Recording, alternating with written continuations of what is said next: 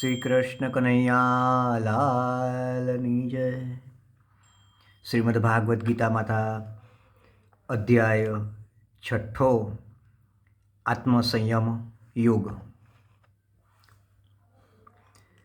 શ્રી ભગવાન બોલ્યા છે, હે અર્જુન, સાચો સંન્યાસી અને યોગી કર્મનું ફળ મેળવવાની ઈચ્છા કરતો નથી અને પોતાની ફરજ સમજીને શાસ્ત્રના વચન પ્રમાણે જ પોતાના કામ કરતો હોય છે. અગ્નિનો અને હોમ હવનનો ત્યાગ કરે તે સંન્યાસી પણ નથી અને યોગી પણ નથી. લોકભાષામાં જે સંન્યાસ કહેવાય છે તે યોગ જ છે. ઈચ્છાઓના અને કર્મના ફળને ત્યજ્યા વગર યોગી થવાય જ નહીં. દ્રઢ મનોબળથી જે આ બંનેનો ત્યાગ કરે તે જ યોગી બની શકે. યોગમાં જવા માટે કર્મ પહેલું પગથિયું છે અને તેનાથી જ અંતઃકરણ શુદ્ધ થાય છે. ચિત્ત શુદ્ધિથી જ્ઞાન મેળવાય, જ્ઞાનથી શાંતિ મળે અને તેનાથી જ કલ્યાણ થાય. જેને કર્મોમાં આસક્તિ ન હોય તથા બધા ભોગાદી વિષયો છોડી દીધા હોય તે સાચો યોગી ગણાય. વિવેક બુદ્ધિનો ઉપયોગ કરીને આત્માથી જ આત્માનો ઉદ્ધાર કરવો જોઈએ. આત્માની પડતી ન થાય તે જોવું જોઈએ, કારણ કે આત્મા પોતે જ પોતાનો મિત્ર અથવા દુશ્મન હોય છે. એટલે પોતાની જાતે જ આત્માને કાબૂમાં રાખે તે જ પોતાનો આત્માનો બંધુ છે. જે પોતાની જાતને જીતી ન શકે તે આત્માનો દુશ્મન છે. જે મનને વશ કરે, રાગદ્વેષનો ત્યાગ કરે, ગરમી ટાઢ વગેરે ધ્રંધોને સમાન ગણે, જ્ઞાન વિજ્ઞાન વગેરેની પ્રાપ્તિ થવા છતાં જેને કોઈ ઈચ્છા નથી, કોઈ વિકાર નથી અને જેણે ઇન્દ્રિયોને જીતેલી છે, જેના મનથી પથ્થર અને સોનું સરખા છે અને તેથી આ ફેંકી દેવું અથવા આ લઈ લેવું એવી જેની બુદ્ધિ થતી નથી, તેને જ સાચો યોગી ગણાય. શ્રેષ્ઠ યોગી દોસ્ત, દુશ્મન, પક્ષપાત વગરનો, સારા આચરણવાળો, બંધુ, તટસ્થ બુદ્ધિનો અને પાપીને પણ પ્રેમ કરનાર હોય છે. યોગી માણસે હંમેશા એકલા જ અને એકાંતમાં જ રહેવું જોઈએ. પોતાના શરીર તથા મનને વશમાં રાખીને ઈચ્છાઓ વગરના બનવું જોઈએ. અતિ આહાર ન કરવો જોઈએ. ભેગું કરવાની વૃત્તિ ન રાખવી. મનને ઈશ્વરમાં ઓતપ્રોત કરવું. પવિત્ર જગ્યાએ પોતાનું આસન જમાવવું. તેમાં પ્રથમ દર્ભ, તેની ઉપર મૃગચર્મ અને તેની ઉપર વસ્ત્રનું આસન પાથરવું. આસન બહુ ઊંચું કે નીચું ન રાખવું. આવા આસન ઉપર બેસીને પોતાના મન ઉપર અને ઇન્દ્રિયો ઉપર કાબૂ કરવો. આ રીતે મનની શુદ્ધિ માટે યોગનું આચરણ કરવું. યોગનો અભ્યાસ કરવા માટે મૂળાધાર બેઠકથી માથા સુધીનો ભાગ સ્થિર રાખવો પડે અને નાકના ટેરવા ઉપર નજર ફેરવવી જોઈએ. કશાથી ડરવું નહીં અને મનમાં આનંદનો ભાવ રાખવો. બધી વસ્તુઓમાંથી સંયમ વડે મનને સ્થિર કરીને ઈશ્વરમાં લીન કરવું. આ રીતે યોગની સાધના કરનારો યોગી જ ઈશ્વરમય બને અને મોક્ષ મેળવી શકે. વધુ પડતું ખાવું, ભૂખ્યા રહેવું, ઉજાગરો કરવો, વધુ ઊંઘવું આ બધી બાબતો યોગ સિદ્ધ કરવામાં અવરોધ કરે. યોગ કરનારના આહાર વિહાર તથા સઘળા કાર્યો નિયમિત હોવા જોઈએ. ઊંઘ વગેરે બધું નિયમપૂર્વક હોય તો જ દુઃખ મટાડનારો યોગ સિદ્ધ થાય.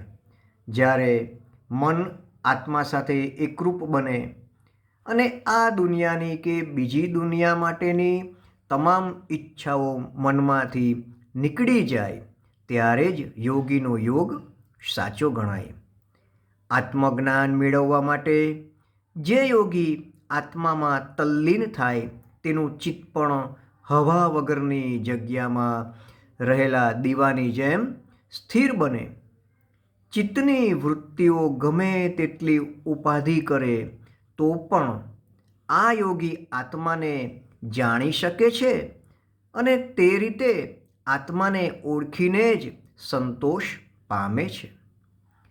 આ રીતે આ યોગી બુદ્ધિથી મેળવાય તેવી જાતનું મહાન આત્મસુખ મેળવે છે અને તે આત્મરૂપને મેળવીને તેમાંથી ડગતો જ નથી અને તેને આ મોટામાં મોટો લાભ છે એવું લાગે છે.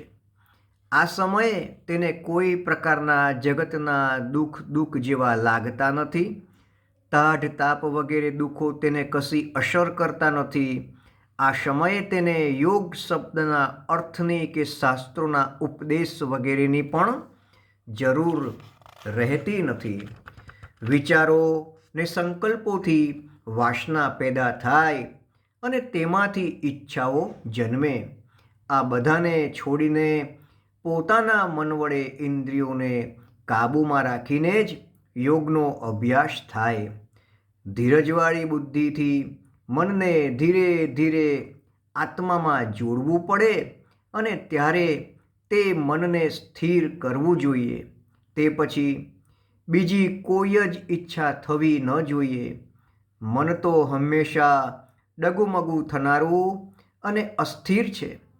રજોગુણના જોરથી તે ગમે ત્યાં ભટકે, માટે જ તેને કાબૂમાં રાખીને આત્મામાં ચોંટાડવું પડે. રજોગુણ ઉપર કાબૂ થાય અને મન શાંત બની જાય તો માણસ પાપ વગરના બનીને બ્રહ્મ જ્ઞાન મેળવી શકે. આવા જ્ઞાનીને સમાધિ કરવા માટે પ્રયત્ન ન કરવો પડે, આપોઆપ સમાધિ થઈ જાય અને તેને બ્રહ્મ સાક્ષાત્કાર પણ થાય. તેનાથી જ તે જીવન મુક્ત બની જાય.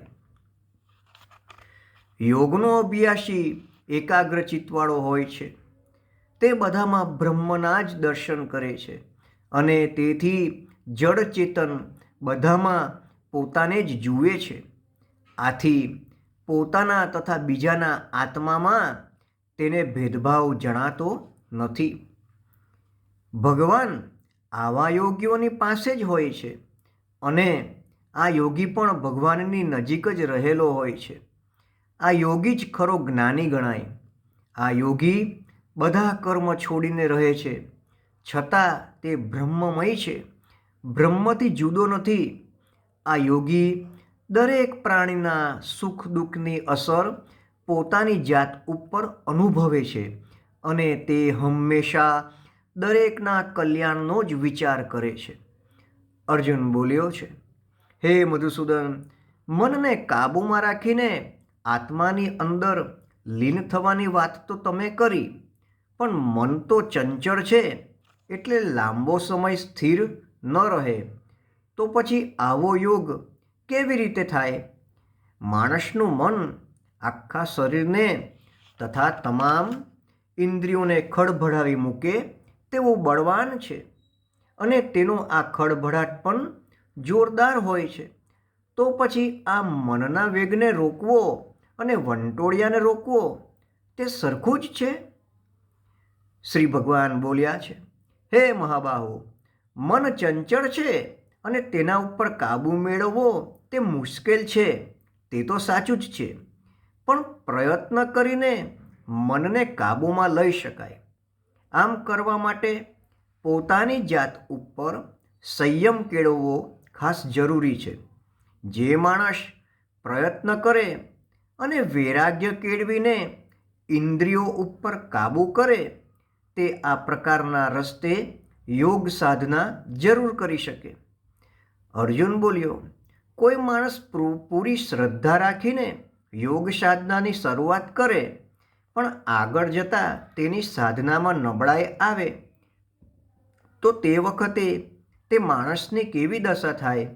કોઈ માણસ યોગ અને કર્મ બંનેમાંથી ચૂકી જાય અને નિરાધાર બની જાય અને બ્રહ્મ સાક્ષાત્કારનો કોઈ માર્ગ રહે નહીં, તો તે માણસનો નાશ ન થાય? એ કૃષ્ણ બોલ્યા છે, મારી આ શંકાનું સમાધાન કરો, કારણ કે તમારા વગર બીજો કોઈ આ વાતનો ખુલાસો કરી શકે તેમ નથી. શ્રી ભગવાન બોલ્યા, હે અર્જુન, કોઈ માણસ યોગ માટે એકવાર પ્રયત્ન કરે તો પછી તેનો આ લોકમાં કે બીજા લોકમાં કદી નાશ થાય જ નહીં. જે સારું કામ કરે તેની કદી પણ ખરાબ ગતિ ન થાય.